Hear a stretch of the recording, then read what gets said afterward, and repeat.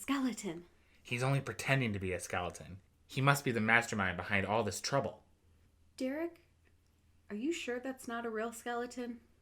No, actually it's that Groovy Scoobcast, your go-to audio hub for all things Scooby-Doo.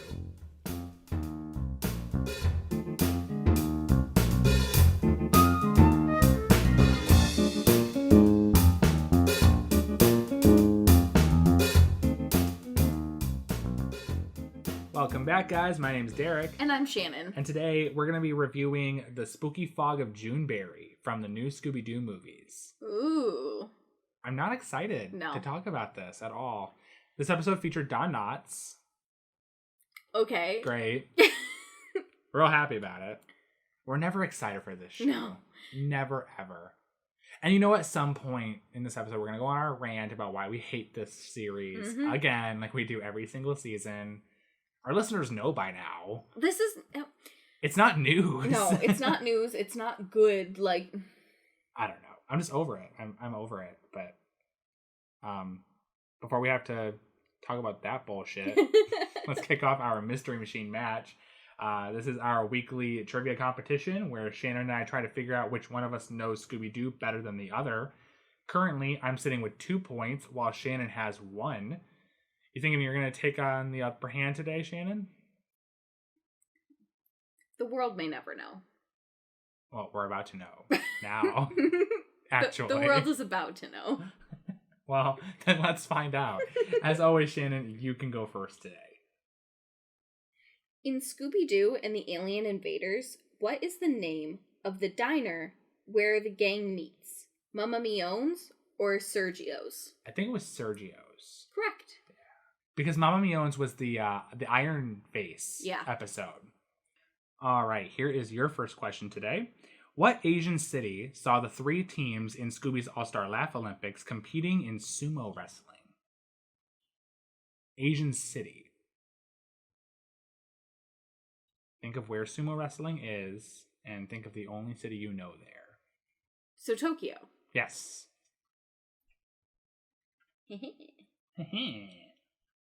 All right, what is your next question for me? Scooby-Doo was once used as part of a campaign by what well-known convenience store? Oh, shit. I don't know. It's a convenience store? Mm-hmm. Is it still around today? Yes. I really don't know. Have I ever talked about it before? I don't think so. What was it? 7-Eleven. Really? Yeah. I didn't know that. I mean, like, I never knew, but it makes sense because 7-Eleven does, like, Deadpool and stuff like that nowadays. So I could see them doing I guess it's not, like, unheard of, but yeah. I just didn't know that. Mm-mm. Okay, that was interesting. Here's your next question. In 1970, J.S. Sutton & Sons manufactured what item featuring the likeness of Scooby-Doo?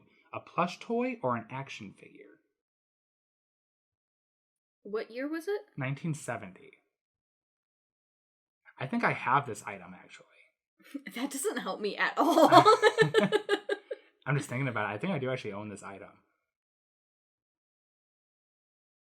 A plush toy? It was a plush toy. Okay. My thought was you have more plushes, and I don't think I've seen an action figure. There's Scooby-Doo action figures. Yeah, but like, you have not more that plushes. Old. Yeah. Yeah. Okay, what's your last question for me today? Yes or no? In one of the Scooby-Doo All-Star Laugh Olympic episodes, teams had to try and build igloos. I feel like that's true. Yes? Yeah. All right. Here is your last question today. The Phantom in Hassle in the Castle turned out to be whom? An archaeologist or a magician? An archaeologist. It was a magician. No. Yep. It was Bluestone the Great. Oh. He was wanted in 6 states. Okay. For some reason, I just remember that. But yeah, he was a magician. That's how he was doing all the little tricks in that castle. We haven't reviewed it on this podcast yet, but I really do feel like you've seen this episode before. I have. But Well, it looks like today we each collected 2 points, which brings our totals for the Mystery Machine match with me to 4 and Shannon to 3. So I still have a 1-point lead. It's okay.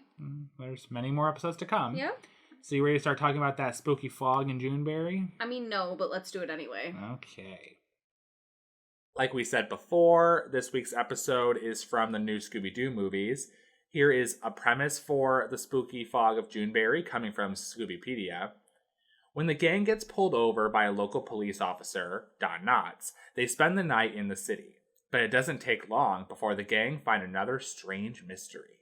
It tells me nothing at all. Also, like, the thing is, the town of Juneberry has a lot going on. And it sucks. Yeah. Like, who fucking wants to live there? Nobody, because they're dying and leaving in mass counts. Let's premise this. So, the gang's driving. They're clearly in, like, a desert type area. You're just seeing mountains, rocky I also have a terrain. question on why. They're just always driving somewhere. But, like, so they're in the middle of absolutely nowhere, to the point where, like, they passed a burger stand. 50 miles back, wasn't it? Yeah, like 50 miles back. And then they're like, well, the next burger stand isn't for another, like, 100 miles or whatever. And so they're like, well, we're just going to have to stop in the next town and, like, figure out what they have. Fred suggests that they just eat the last of the watermelon they have. And lo and behold, Shaggy and Scooby are in the back eating it.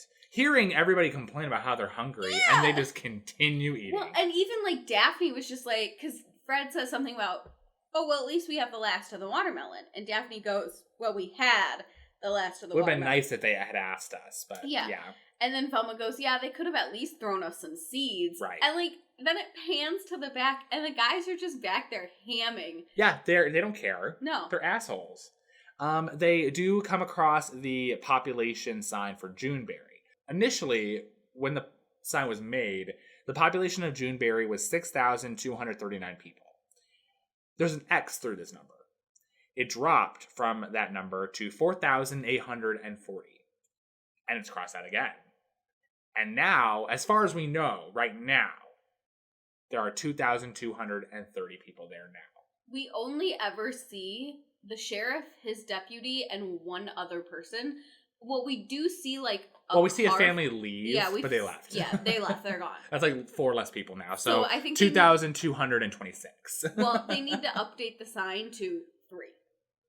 Pretty much. You don't see, I mean, that's not unheard of, though, for this show. They don't have like, little background characters. Yeah, and stuff. The backgrounds in this show are very lacking of life. Yeah. Like, I will give that to Where Are You, though, which is an older Scooby-Doo cartoon, but there were lots of episodes where they had background characters. Mm-hmm. Like, you know, you see them, and it's like, huh.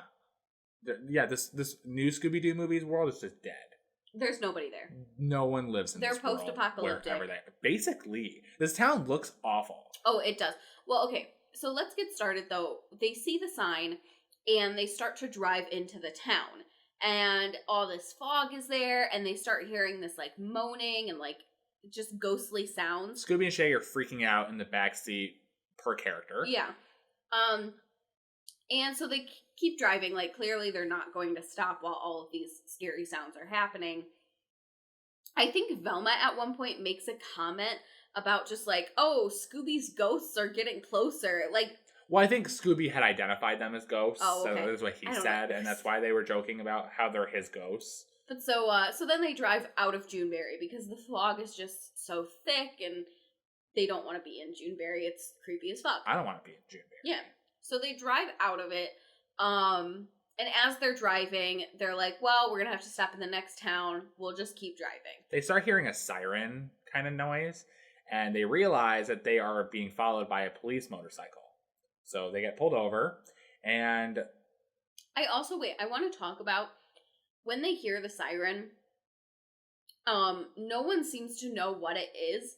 And then Shaggy and Scooby look like they're looking out like the back window, but the van has doors, so we know there's not a back window. But Scooby and Shaggy are like pointing at the back door, and they're like, "Oh, it's a police officer." Yeah, like they just know. Yeah. But yeah, so they have X-ray vision. So they get pulled over, and it's Don Knotts, who is a police officer in Juneberry.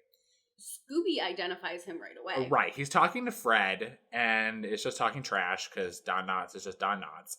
And Scooby's whispering over to Shaggy, and then Shaggy starts whispering to Daphne, and they're all like, oh, you're absolutely right. And Daphne just points at him, and it's like, you're Don Knotts, aren't you?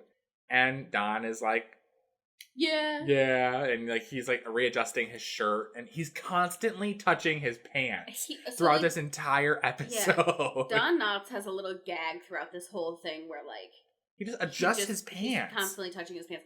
I wonder because the last time we had a comedian on this show, like these movies, Jonathan Winters, yes. They did his little gag with having Aunt whoever it was, May or whatever. So I wonder if Don Knotts has a gag about like readjusting pants. I'm not really familiar with Don Knotts' work. Me either, but like I'm gonna say that might be a thing just because like the writers have been known to like put little gags in there like that, so maybe that was a thing. I made a note that when he first walked up to the van to talk to Fred, he was wearing these white gloves. Yeah. He took them off. And then the show played the laugh track in the background, and I'm just like, why was that funny? So, like, at one point, I mean, it wasn't funny, but at one point when he went to take off the glove, he, like, struggled for a second. Oh, I don't know. I guess that was funny. I don't know. Velma exclaimed that Don Knotts is the gang's favorite.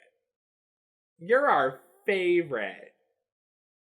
She was smiling huge when she said that to him. That's rude, because you later meet Jonathan Winters, who, in my opinion, is a little bit better.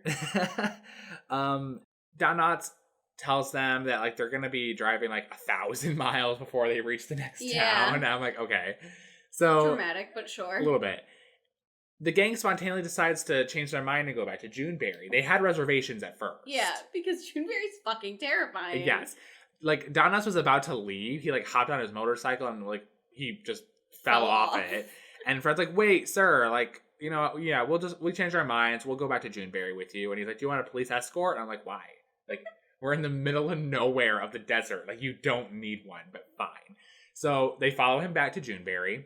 The fog is gone. So, like, that dark fog they at first encountered there, it's completely gone.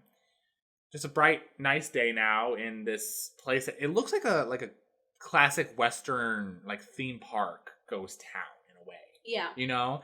And there's nothing in this town. Like you see a bank, a hotel. It's not named, it's just hotel. Yeah, so I wrote everything down. So like there's a building that looks like a bank, but it's not labeled bank. But I assumed it was a bank. Yeah, okay. I assumed it was also a bank, but then like after we watched it like the second and third time. We watched this episode 3 times, guys. If you've ever seen it, like you know what we're talking about. You know our pain. Yes. But yeah, it's not labeled bank, but it definitely looks like a bank. I'm assuming it is. Then there's a place called City Jail Hotel. Just that's it. We have El Taco. The taco. And then we have Juneberry's It. I would like to assume it's like Irish Tavern or something. Kind of like the one that's like right up the street from my apartment here. I would assume that, but like they're in the like west. I don't know. I don't know. It's never explained. But they meet the sheriff. I don't know his actual name, but he's a sheriff. He's wearing the same like brown uniform as Don Knotts, but he has like this odd white hat that just doesn't look right on him. And I'm just like, why are you wearing that ridiculous hat? They also encounter a car with a family that is like, nope, we're out of here. Like deuces.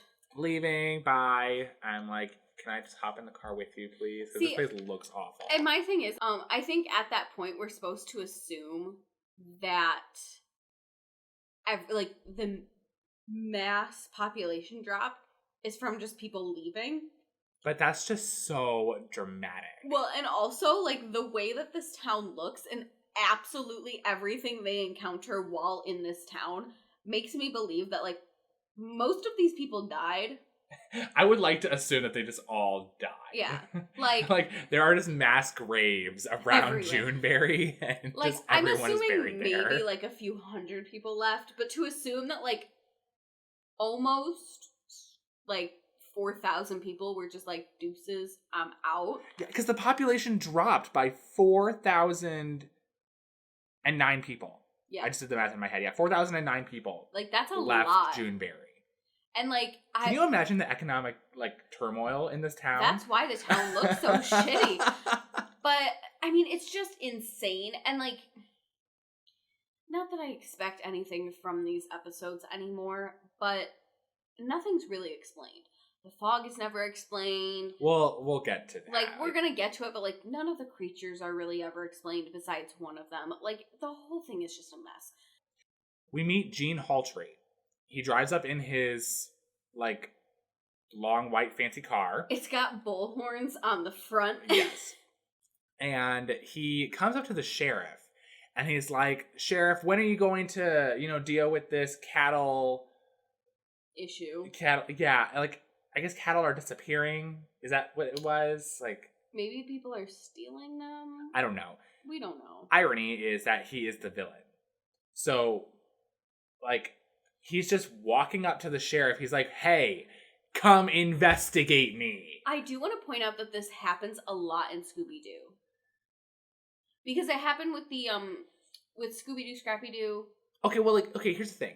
There's a difference between, like, Jonathan Johnson, the guy from the Scrappy-Doo episode, where they go out of their way to pursue the authorities and get the authorities involved in trying to solve their crime. Like, that's idiotic and dumb. And that's what this guy is doing.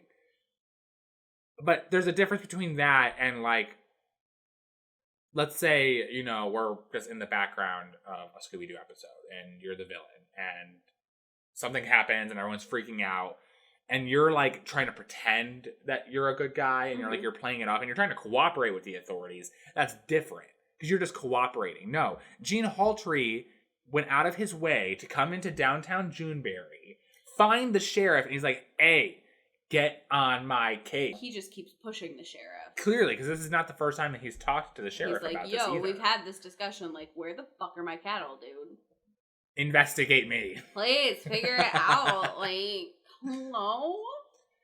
Shaggy and Fred ask Don Knotts, like, hey, so where's this hotel and food that you promised us here in Juneberry? And, like, I'm just looking at the hotel sign off on the side of the screen, like, okay, well, there's the hotel. Yeah. They might have food there. I don't know. You can go to El Taco. No. You can go to El Taco. Yep, they can go to El Taco. So right there on the screen, it solves all of your problems. All your problems. No. But Don Knotts takes them to the city jail. And he's like, here are the beds, and they're in the jail cells. Yeah, the beds in the jail cell. He's like, I just changed the linens on them myself. And they're like, okay, so what about food? And he's like, he pulls out a sack, and he opens it, and he's like, banana custard. And puts a bunch of bananas and cans of custard on the table, and then exclaims that somebody was like, I don't know if they were getting a ticket or something, and he paid them off with the bananas and custard. Yeah, he opens it up, he goes, how do you feel about banana custard delight? Yeah. And then Fred's like, I guess I'll take some banana custard delight. Like, it's better than fucking nothing. My thing is, I would have been like, hey, Don, what about the taco? Well, my thing, though, in defense of them, if your restaurant is called El Taco and you're a Mexican restaurant and, like, that's all you can come up with, I don't think it's that good. Okay. I don't think the food's going to be that great, Shannon. All right. What about... Or maybe it's because there's only 2 people left in town, and so nobody is running the taco or hotel. Okay. Like, maybe it's, like, they're in an abandoned town at this point. The town did just lose 4,000 people, so... like, maybe they don't have any... Like, maybe this is legit all they have. But I still would have been like, you can go sleep in the rooms in the hotel, but, like, this is all I have for food. Well, I made a comment about this during our second watching of the episode, because Don was, like, telling Fred when he pulled him over, like, like, I don't have any excuses for you. Like, you committed a crime. Like... bummer. And I like to think that Don Knotts was like just luring them back to town to arrest just to arrest them without actually arresting them right there on the spot, because he was driving a motorcycle. Yeah. Like, he can't, like, put them in a cop car or anything. So he lured them back to town and then threw them in the jail cells. Yeah. And if they were just like, are we being arrested? He could have been like, are you handcuffed? Like, just get in the jail cell, man. Just go to sleep. I'll see you in, like, a year. So the gang do end up staying in the jail cells. They are all sleeping on the beds. Except somehow all the beds, like, get in one room. They probably just moved them into one room. I don't think the jail cell was that big. Well, it's Scooby-Doo. So Don is sleeping in his chair at his desk. I'm looking behind him at, like, all the posters and stuff that are on his bulletin board. Oh, yeah. So they have a few wanted posters, and I identified 3 names that were on these posters. We have Traitor Jim, Shady Jack, and Sneaky Pete.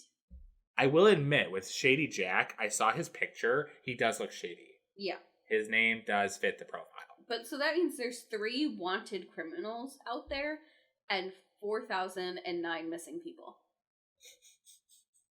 They're part of that, the Boot Hill gang. The Boot Hill gang. We'll talk about that later, guys. So Don Knotts, he kind of awakes to something walking through the jail. So it's this giant, like... shadow. We don't see what it is, ever. We are to assume that it's the villain, like the main villain we're going to talk about later on in the episode. That thing that we see later on is not as big as the shadow is cast. I'm not even comparing the sizes. I just don't like the fact that Don Knotts was so shocked by this monster. He couldn't say anything. He, like, actually grabbed his neck. Like, I guess he was just gasping for breath. Yeah. And then went back to sleep. Because he did. Because then, whatever this thing is, walks into the jail cell, wakes up Scooby, who also is just blown away by the sight of this thing. Though? I don't know. Because it threw the horseshoe. Yeah. It threw the horseshoe at the jail bars, and it had a note on it. And the note was just like, get out of town before it was too late. But then it left. Yeah. And Scooby didn't say what it was. Don Knotts didn't say what it was. Don Knotts went to sleep.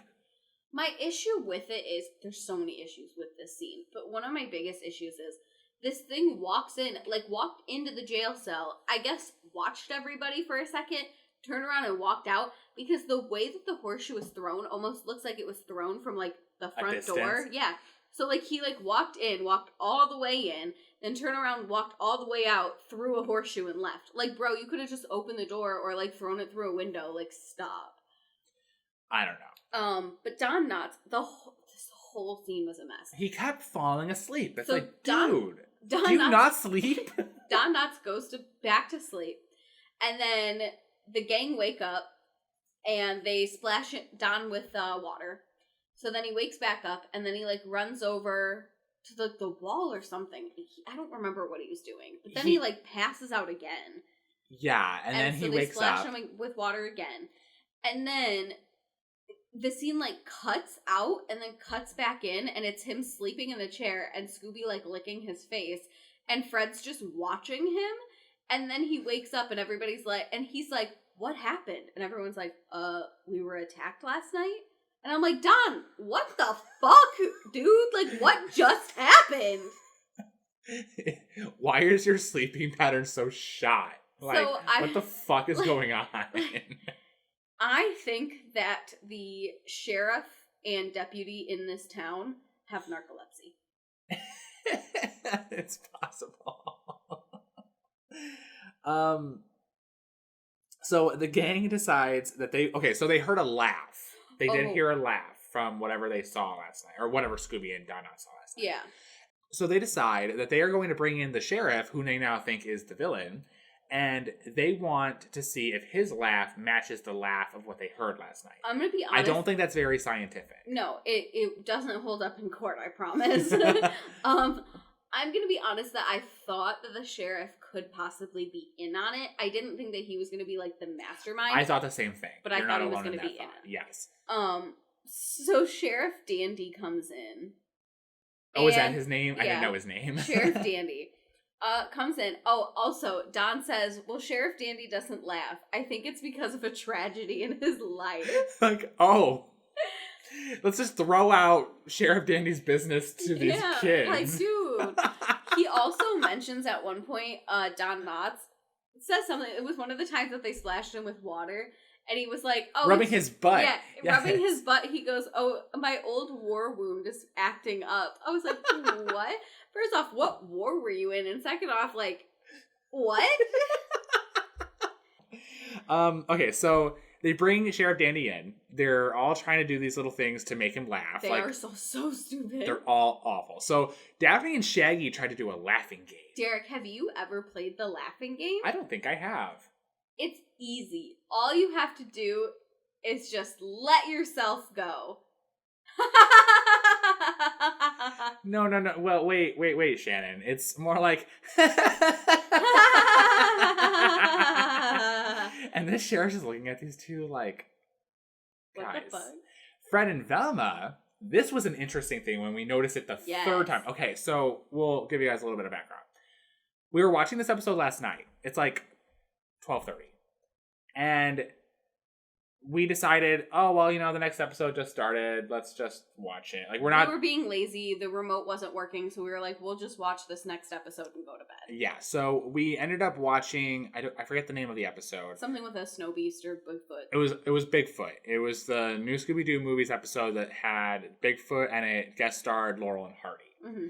So it was interesting because that episode comes after this one, the one we're talking about right now. Fred and Velma impersonate Laurel and Hardy. Yeah. And they're trying to make him laugh with Laurel and Hardy bit. It's just, we didn't catch it until our third watch because we didn't realize what they were doing. Yeah. And I'm like, wait a minute. Fred just called Velma Stanley. Mm-hmm. And Velma just, what? Like, we were so caught off guard at first. I'm like, what? Well, and it made me think, because, we've had that conversation the last time we watched this when they opened the carnival back up with the Three Stooges, that we thought that, like, we saw Mrs. Baker there. We made a joke about Miss Baker. We didn't really think it was, like, for real or whatever. But I'm interested to know if they did have Miss Baker in there just as a joke and put little tidbits in each episode. I think that one wasn't as intentional, but this one definitely was. This one's definitely It had to have been. Yeah. Because then you would have also figured, like, at the time, this episode probably aired on a Saturday morning, and then the Laurel and Hardy one aired on the TV the next week. Yeah. Like, these episodes were already made. They knew what they were doing. Mm-hmm. Like, I just thought it was kind of interesting. Yeah. And I gotta now wonder if we're gonna come across that at all, either in this show in the future or Scooby-Doo and Guess Who, which is doing a similar format with guest stars. So Scooby decides to try and do a dance, and Shaggy is just eating a banana now. He throws the banana peel on the floor, because, like you do. And Scooby slips on it. He falls into, like, some jail bars, and that gets the sheriff cackling. Well, and his cackle is awful. I also want to take note that when Fred and Velma were doing their little tidbit, the sheriff fell asleep. No, that was when Shaggy and Daphne were doing the laughing game. Oh. He fell asleep while they were just laughing at him. I'm like, yeah, like, this entire town just has this issue with sleeping. That's going to be my go-to move from now on. Whenever people start irritating me, I'm just going to, like, lean back and close my eyes and just go to sleep. Maybe that's what's killing all these people in Juneberry. Like, everyone just falls asleep and they don't wake up. No. Narcolepsy, but worse. So he starts laughing, and they're like, oh, because his laugh is just awful. And Donna's just like, that's probably why he doesn't laugh all that often. I'm like, yeah, same. Don Knotts is just an asshole, too. So now they look out the windows because it's daytime now. And now it's getting dark. That dark fog that they encountered yesterday is now back. It's like an eclipse. Fred looks outside. He's like, it's the middle of the day. It's like an eclipse. I'm like, Frank Welker, come on. Eclipse. Eclipse. Yeah. Okay. So they asked the sheriff, like, hey, like, are you going to go out there and do something? And he's like, I mean, I can't even see anything. What am I going to do? I mean, that's fair. But then Fred and Velma, they're just like, well, we'll go out there. And then, it just cuts We'll be fucking adults. I look at Shannon when we're watching this. I'm just like, I'm brave. So they go out there. They can't see shit. And that's why the sheriff didn't go out there. Yes. Velma says that she'll stay close to Fred. In this episode, Velma was very wet for Fred. Yes. We'll elaborate as it comes. But yes, she wanted to stay close to Fred. Very close. Very close. Until that taco sign fell and it divided them. So while they're out there, Daphne, the sheriff, Don Knotts, Scooby, and Shaggy, they're all still at the city jail. All of a sudden, the red-eyed vulture flies through the window, and the sheriff, who is evidently, like, has a history with this vulture. He's just like, oh, it's the red-eyed vulture. Again! And it's just flying and causing terror and everything, and you never see it again. No, and it doesn't do shit while it's in there. I'm very confident that this vulture is an independent problem in this town from the actual mystery. This town has a lot of issues. So they're dealing with this vulture. Oh, and then with the fog came the moaning again. Yes, that happens as well. Which is also never explained. I'll counter you on that later. Okay. So the fog lifts and they go outside and they find tire tracks. And they're like, we're going to follow them. And I'm like, why are you guys so perplexed by these tire tracks? Like, there's no one else in this town. Yeah, but we've seen other cars. We've seen 4 other vehicles so far in this town. Like, were you guys so, like, comfortable knowing all the tire tracks in town now to where these ones just don't look familiar? They don't look like the other ones. They're detectives, Derek. They detect. Oh, that's what that word means? They follow them out a little bit outside of, like, the downtown area, I guess. And they end at, like, some crumbled, damaged road, which I don't know why it's damaged, but it is. Fred asks Don Knotts where it leads, and Don Knotts is mortified. He is triggered. Yes, he says that they lead to the Boot Hill. I think Bootleg Hill? Bootleg Hill. And that doesn't indicate to me anything of what Bootleg Hill is. Like, okay, it just sounds like a hill. It's nearby, I guess, and it has something to do with bootlegging. And Velma, who evidently is very familiar with Juneberry, is like, oh, the cemetery? Yeah. She's correct. I'm like, okay. Maybe she knows about it because of the Boot Hill gang. But then that would mean that Velma just has a knowledge of the history of Juneberry. Maybe that's why she didn't want to stop in Juneberry, because, like, bitch knows. She knows what happened here. Okay, yeah. This episode caught me off guard. So, like, these shows need to stop catching me off guard with drugs and shit like this. I'm tired of it. So, this show that we are watching, they walk into the cemetery. And it's suddenly nighttime. And also, well, we also, Scooby-Doo doesn't know what time it is ever. So, Don Knotts is still very triggered, and they kind of ask him, like, something, and he's like, there's ghosts, trees swinging, ghost trees. And they look over, and there is a tree, and there's Don Knotts... 2 nooses. There are 2 nooses, actual nooses, like rope nooses, hanging from a branch of the tree. I'm like, what the fuck is that? And Don Knotts explains to the gang that they call them ghost trees because that tree in particular is where the bootleg gang was hung. This is a real episode of Scooby-Doo, guys. I didn't find it, like, online. It's on my DVD set, which I purchased with money at Walmart.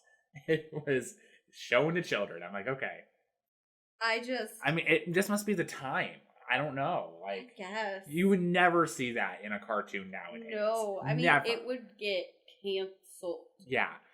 So that just really caught us off guard. The gang ends up splitting up. I guess they're just gonna look around. Well, Fred goes, like, all right, guys, let's split up. And Shaggy just flat out goes, what are we looking for? Why are we here? Like, what the fuck is going on? But Same thing I'm asking everything, because I fucking hate this show. So they split up where Daphne goes with Scooby, Don Knotts goes with Shaggy, and Velma and Fred end up together. Which again, like... Interesting. Odd. And we don't see what they're doing in the cemetery either. Because they're fucking. We see Daphne trying to convince Scooby to go with her. You know, she offers him some Scooby snacks. And then Don Knotts and Shaggy are just getting triggered by everything. Everything. They are, like, actually on their hands and knees because they're just hearing shit. And something that we made an observation of, behind Shaggy was a grave. It was for a man named Jake Slade. He he was born in 1762. He died in 1901, which means that he was 139 years old. And his tombstone reads, "He ain't no more." I genuinely feel like he was just a normal dude who just kept living. And he wasn't falling asleep like everyone else in Juneberry. But, like, every year he'd be like, maybe this will be my year to die. And then it just, like, wasn't. I'm imagining, like, the whole town is rooting for his death. Yeah, like, but, like, in the most, like, polite way possible. Just I hope you die yeah, one day. like, every year he blows out his candles and it's just like, I hope this is the year I die. And he's like, you know. He doesn't fucking die until 1901. Because, like, all of, like, his spouses, his kids are dead. Like, his great-grandkids are just like, Shannon, bro. he was born before America was established. So, like, he traveled over to America. He was born, like during the Revolutionary War. Yeah. He saw the birth of America. He was alive during the War of 1812. He was alive during the Civil War. He saw all this shit. Dude saw some stuff. So like, if he had die. lived another 13, 14 years, he would have saw World War I. Yeah. Like, it's insane.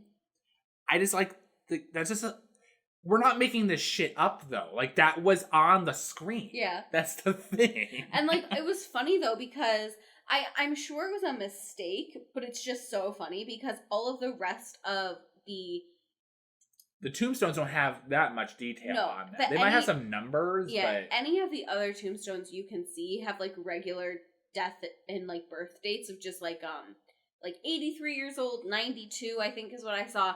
So there's, like, a few others that, like, are old, but, like, reasonable. Mm-hmm. This dude was 139 years old. Yeah. Like, so I don't want to get into too much detail about what happened in the graveyard. I just know that some ghosts started to appear. Okay. We saw a 3-eyed ghost. Well, let me go with this because I wrote down all the creatures that we saw. Okay. Like throughout the episode? Yeah. No, just list off everything that we've seen off to this point. To this point, I mean, we've had, like, the fog and the ghostly ghoul sounds. We had the vulture. Yep. We had the giant horseshoe-throwing monster. We had the red-eyed vulture, and then we just had moaning. Once we got into the graveyard, we get our first sight at the skeleton man. And then we see 3 different ghosts that are, in my opinion, actual real ghosts. Okay.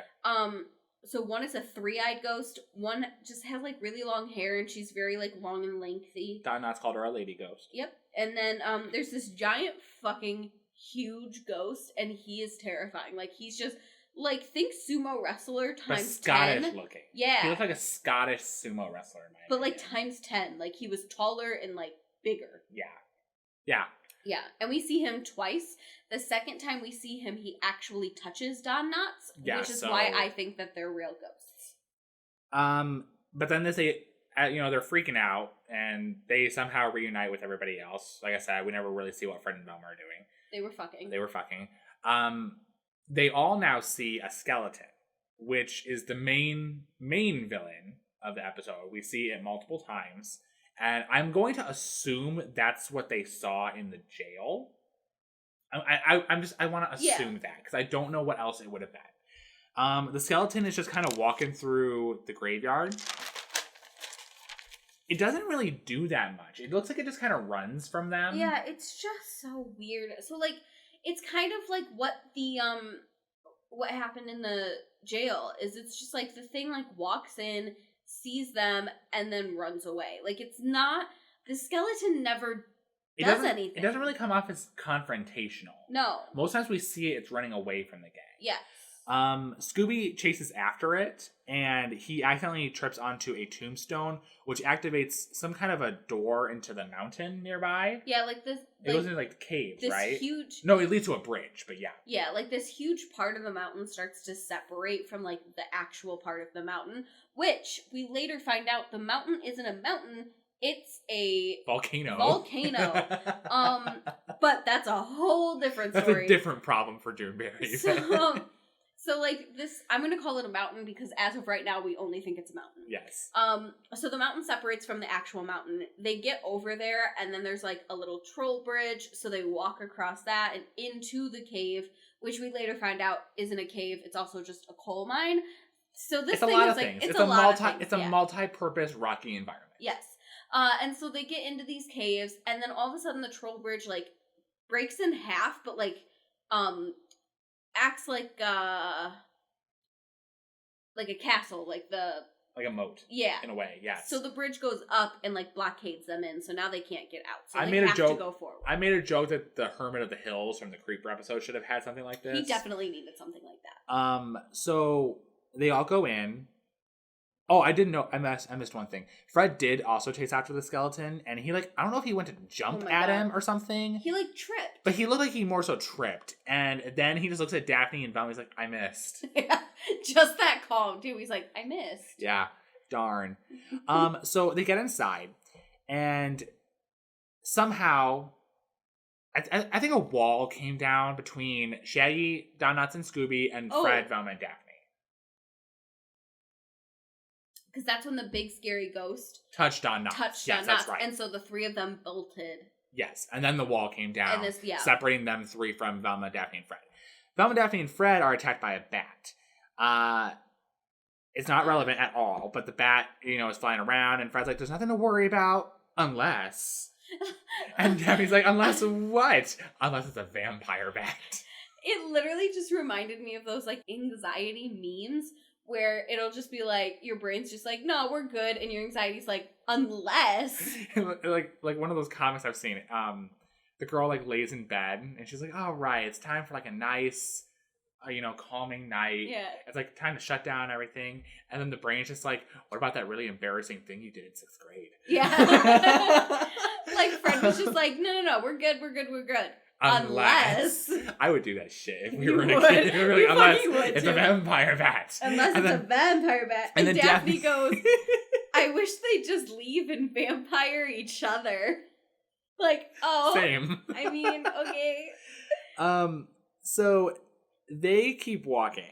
So, okay, I'm gonna say that, like, they go down to, like, a second level. Something. It's the only logical way that this could have happened. So they go down to, like, a second level. I don't really want to explore the entire layout of this cave. It's really confusing. No, we're going to go fast on this because a lot of stuff happened. It was very confusing. And it's not important. No, none of it matters. So they are about to go down this tunnel, Fred, Daphne, and Velma. Yeah. And they see these, like, spiky things, like, right around the edge of this, the edge of the tunnel. And they're like, what are those? And Daphne thought they were teeth. And Velma was like, no, they're actually stalactites and stalagmites. And she just goes into detail about the difference between the two. No, actually, it's a fucking dinosaur. Yeah. So it turns out it's a dinosaur. And all of a sudden, the tunnel that they were standing on completely disappears. They were just in the middle of this huge opening in the cave. And then, big enough for a brontosaurus. It's a brontosaurus. It's a brontosaurus. And so then all of a sudden the brontosaurus disappears. And they were like, oh, it must have been a hologram. And that was it. That's it. So then we cut back to Don, Shaggy, and Scooby. And these two headless horsemen start chasing after them. So then they disappeared. I guess another hologram. There was another, like, a horse carriage or something. Then a ghost carriage starts chasing after them. It was another hologram. And then a giant boulder comes flying at them. Plot twist, this one's real. It's a real boulder. This one's real. So then the boulder, like, hits a soft spot in the ground and it falls like 100 feet. And Scooby and Shaggy end up also falling into the hole. So now they're separated from Don, I'm sorry. Dan. So now they are separated from Don, and Scooby and Shaggy fall to that second floor that I'm assuming Fred, Daphne, and Velma are on, but they are in two different, like, parts. I don't know. I'm not even thinking about it. I don't care. We don't give a fuck. So at this point, Shaggy and Scooby end up finding a minecart. Oh, wait. I wanted to talk about the werewolf hand. That was after, wasn't it? No. When they fall into the thing and they build, like, that rock tunnel or the rock tower to try to get out of the hole. Oh, yeah. Okay, so they tried to, like, pile a bunch of rocks onto, like, this opening in order to climb up. Shaggy says that Scooby has the feet for it. So, Yeah. I mean, that's just how it's going to work. So Scooby goes all the way to the top, and he's about to jump off of the rock tower to get out of here, to get out of the hole. And all of a sudden, this, like, werewolf hand comes out of fucking nowhere and grabs one rock, and the whole thing falls off. Which I think is kind of realistic, but I just don't know why it was a werewolf hand. Yeah, it was a really weird hand. Again, like, creatures we don't understand. Don't need, yeah. So then they come across these mine carts. Derek and I have decided we're over mine carts. Don't care for them. I hope we never see them again in any new thing that Scooby-Doo has to offer us. I don't care about them anymore. They suck. They're not any good. They're not interesting. They're not funny anymore. But we even joke too that, like, if we were trapped in a cave and there's a mine cart, we're just gonna die. We're just gonna die down there. I've seen enough Scooby-Doo to know that no good comes from a mine cart. But they do get in the mine cart, and it's just rolling as you would expect, and they end up falling out of it, and Scooby has a chain wrapped around him. So now they're using the chain to hop up onto those rocks. Can you guys tell that we're just, like, flying through this because we actually don't care about any of this? This whole scene took, like, a whole half hour, but, like, we're literally explaining it to you in 20 minutes. Also, they randomly find Don Knotts, which, we forgot to mention they got separated from when they fell through the hole. Yeah, so when they swing up from this new hole that they find, because apparently there's just holes everywhere. There's holes everywhere in this cave. So they swing up from this new hole that they find. Unless maybe they walked back. I don't know. Anyway. So they swing up, and then all of a sudden, like, Shaggy makes some comment of, like, oh, here comes Don, which just means that Don, like, didn't wait for them. He just kept fucking walking. He wasn't like, hey, are you guys okay? So then, like, before anyone can do anything, he's like, oh, here comes Don. And then all of a sudden, the floor beneath Scooby starts rumbling and, like, rising up. And they're like, oh my god, I can see its eyes. It's this creature. And then all of a sudden, like, Scooby goes to jump off the pile, and it turns out it's Fred, Daphne, and Velma. And Fred grabs Scooby's feet, and it's just like, I'm not a monster, I'm Fred. And it's just like, Fred, stop! Like, I'm Fred. Leave him alone. Okay, I'm just gonna randomly insert this right now, just because it's a quote I think we need to hear. Okay. Back when they were in the cemetery, okay, and Shaggy and Don Knotts were on the ground cowering. I think it was when Velma and Fred found them. Shaggy exclaimed that they were about to get attacked by an extinct monster. Fred is a monster.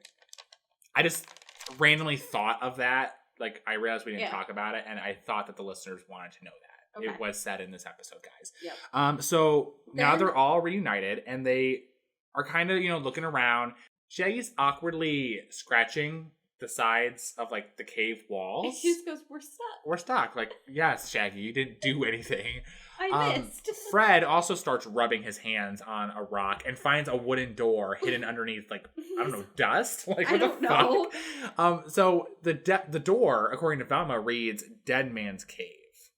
Okay. Wonderful. They go in, they find the skeleton who is, like, masterminding this, all these buttons. These buttons and everything. Screens, it's whatever. You guys may remember in the Dynamic Scooby-Doo Affair episode from the same series with Batman and Robin, the Joker and Penguin were doing a similar thing in the Batman Museum. Yeah. So they're, like, pressing buttons. They're causing a bunch of noises and everything and holograms and shit throughout here. And back to a point I made earlier when you were like, it was never explained what the noises were in the town. I think that this is what it is. Okay. So the skeleton, is just chilling. Shaggy is just like, oh my god, it's the skeleton. And Fred's like, I don't think it's a real skeleton. Like, he's the guy that's been fucking with us this entire time. Like, are you sure? Are you sure, though? Like, are you sure it's not a real skeleton?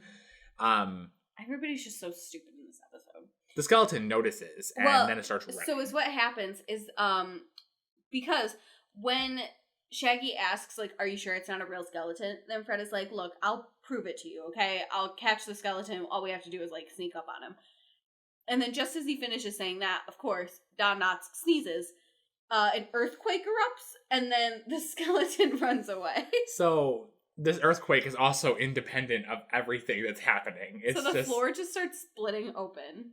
Yeah, there's just chasms opening in this cave. Also, keep in mind, like, in 2 seconds, we're about to find out that they're in a dead volcano. So, like, now that the ground is opening, like, there's lava underneath there. Like, we're not aware of it now. I'm assuming but it's dormant, but, like, what the fuck is going on? They're jumping over all these chasms and, openings in the ground, trying to keep up with the skeleton. Scooby is really scared, and understandably. And he almost falls to his death, and Velma and Daphne manage to save him and bring him up. And he's just like, thank you, guys. And Daphne's like, you're welcome, Scooby. It's like... I don't even know if Scooby said thank you. Yeah, he did. I did hear him say thank you. Because I was like, it was just so like, you're welcome. And I was like, oh. It's a really casual way of just saying that to, you just saved someone's life. I saved your life. You're welcome. You could have just been like, don't mention it, or like... I love you. You're my dog. Like, right. Of course. Like, of course. Like, what the fuck? You're welcome. They're keeping up with the skeleton now. The skeleton is now chilling on this water pipe, and he twists the valve on it, and it starts flooding the cave. So we've got earthquakes and opening chasms in a volcano, and now it's flooding. So This is all great.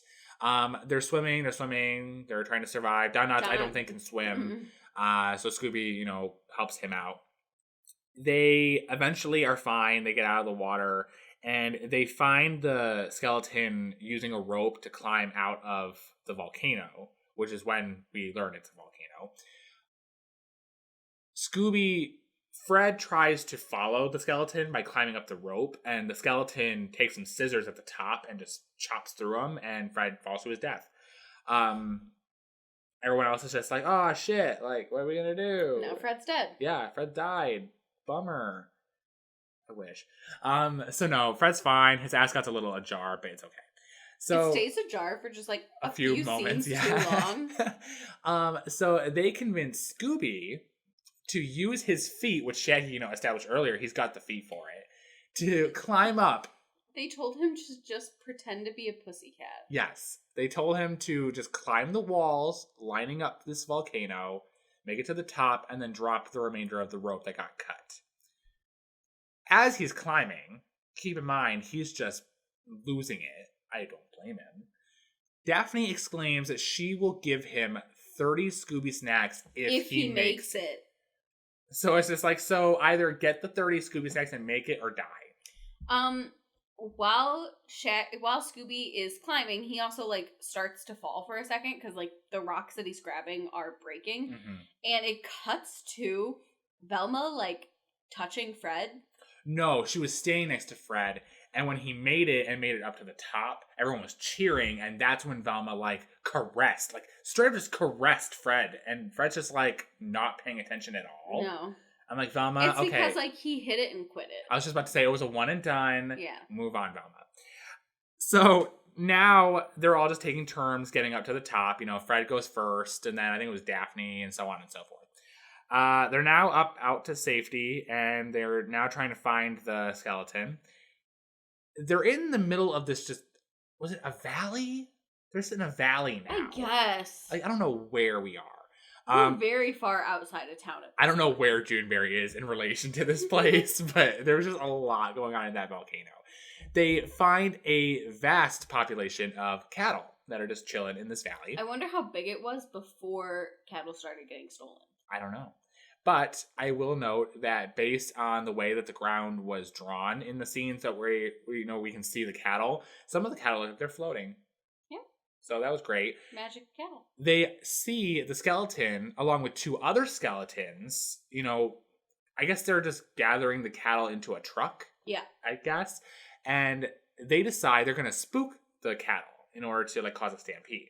So they all start barking. Like dogs. They don't sound like dogs, but that's what they're doing. The stampede happens. We never see the other two skeletons again. We just see the one that I'm assuming is the one we've been seeing this entire episode so far. Yeah. I'm going to assume that the other two died in the stampede. Because they are never seen again. Never seen again. They're not even arrested or unmasked. No. Like, they just, I guess they died. Yeah. Maybe they were holograms. With all the other fucking holograms in this episode. The main skeleton, though, he like goes and hides underneath the truck, and he shouts, like, I surrender. I surrender. Like, right. Take pity on me. So it turns out that it's Gene Haltree, the guy, like we said earlier, was like coming to the sheriff and just being like, hey, like, why aren't you investigating my crime? Hey, come arrest me. Like, I'm ready for it. And they just throw him in jail. They are talking to the sheriff and Don Knotts the next day, and the sheriff's like, will you guys come back to visit? And I'm like, no, I will never fucking come back to this town again. It was just one of those things like, no. It's kind of like in Pokemon. Like, in every fucking episode of Pokemon, Ash and the gang, like, meet these kids. They do something. And they're like, we'll never forget you. And then we come never back see soon. them again. And you never see them again. It's like, that's what this is happening right now. Yeah. Because Velma's just like, yes, definitely, we'll come back. And I'm like, why? No. Juneberry sucks. Juneberry, like, has mass population issues. And vultures. And there's so a lot of problems with this town. But so they get in the car and they then leave, and all of a sudden Don Knotts starts, like, putting on his siren, and he starts chasing him down, and everybody's like, oh no, what did we do wrong? Like, we couldn't have possibly done anything wrong. They forgot Scooby-Doo! I like to imagine that they were driving for like 20 minutes. Like, they're already 20 minutes out of the town. They're on their way. And, like, you know, Velma, Daphne, and Fred are sitting in the front seat minding their own business. And Shaggy's just sitting in the back without the dog and not realizing the dog's not there. Like, you forgot your dog. So yeah, they forgot Scooby. Scooby hops in the van. I think Don Knotts tried to elaborate, saying that, like, you know, he didn't want to say goodbye to his hero. Yeah, he was so like, I guess Don Knotts is Scooby's hero. Well, he's everybody's favorite. That is right. Don Knotts is the gang's favorite. Yeah, so I guess. Okay, that's true. And then the episode ends. Well, the van starts driving away, and then we just see Don Knotts awkwardly waving as the van speeds through the sunset of the desert. And also keep in mind, like, where is the gang going? Because the next closest town is 1,000 miles away. I think that was just a joke on Don Knotts' part, but, like, they also don't know. So, so that was the Spooky Fog of Juneberry. I hated it. It sucked. I'm giving it a 3 out of 10 on the Scooby Snackometer myself. Okay. I think that I enjoyed it better than the new Scooby-Doo Movies episodes we've watched on this podcast so far.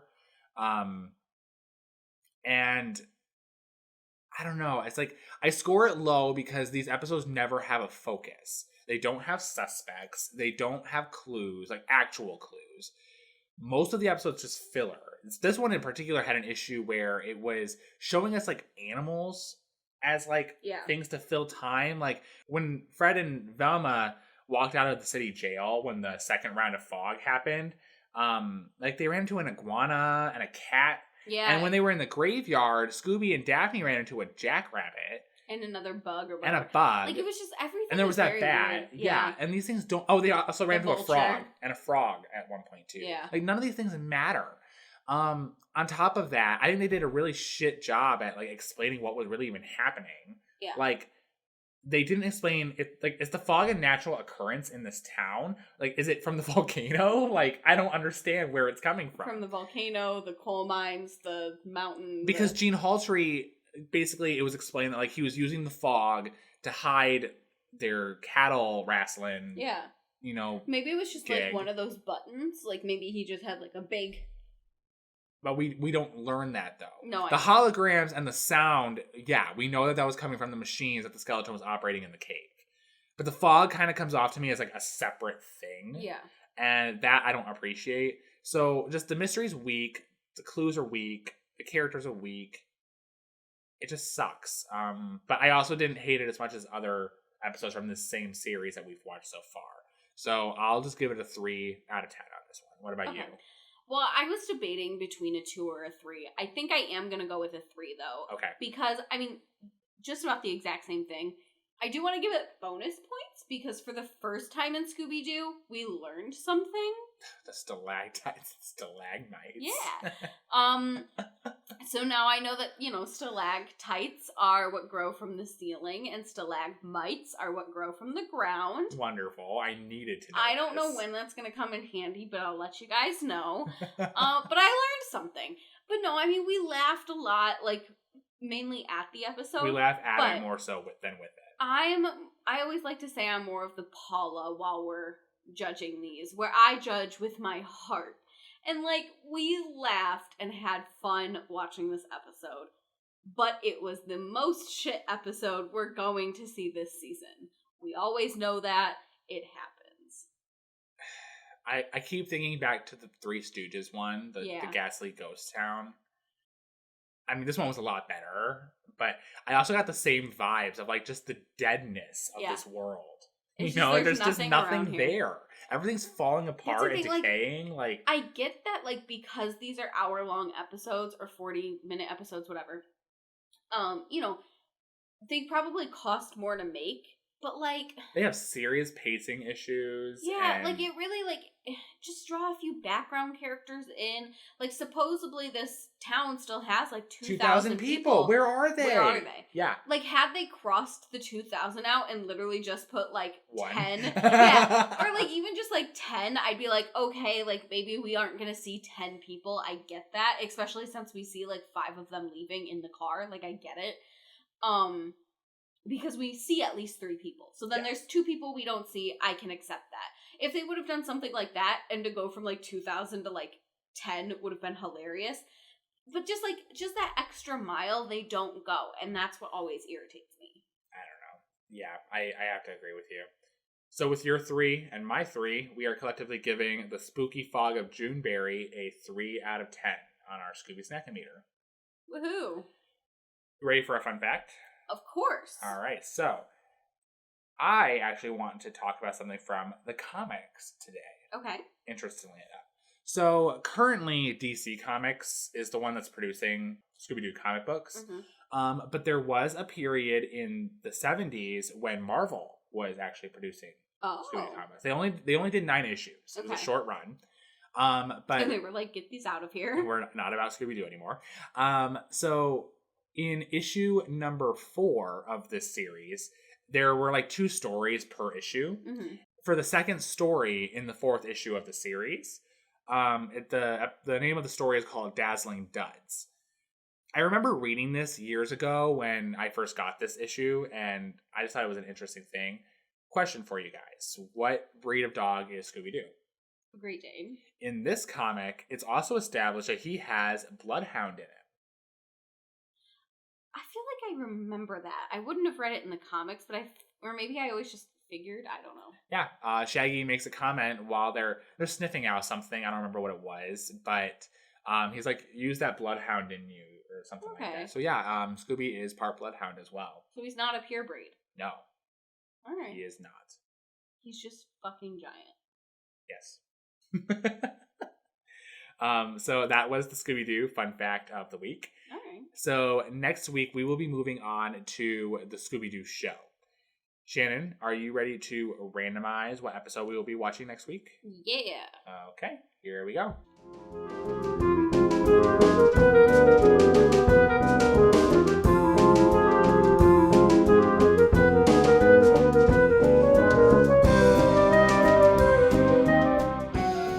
Next week, we are going to be watching To Switch a Witch. I haven't seen this one in a while. This is technically like, some people consider this one like the 3rd season of Scooby-Doo, Where Are You? But, on our podcast, we do this as the 3rd season of the Scooby-Doo show. To Switch a Witch, this is a premise coming from Scoobypedia. The gang is off to visit a friend, Arlene Wilcox, on a Halloween night in the town of Salem, which is being haunted by a witch.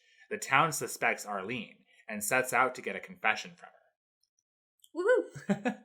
If you guys would like to talk to us about the Spooky Fog of Juneberry or To Switch a Witch or anything Scooby-Doo related for that matter, you can find us on social media. We are on Facebook and Twitter, as well as Tumblr. You can also check out our website at www.thatgroovyscoobcast.com, or you can send us an email at thatgroovyscoobcast@gmail.com. We don't really get a lot of emails on that email. We don't, but honestly, nobody sends emails anymore. Send us emails, guys. We both get them. Yeah. Yeah, we like to read them. Even if you're saying hi. Or if you want to tell us that, like, we're horrible human beings. I mean, you can do that too. I hope you don't, but... And with that, we hope that you enjoyed That Groovy Scoobcast. Come back next week for Scooby Snack Fill time. Bye, guys. Bye.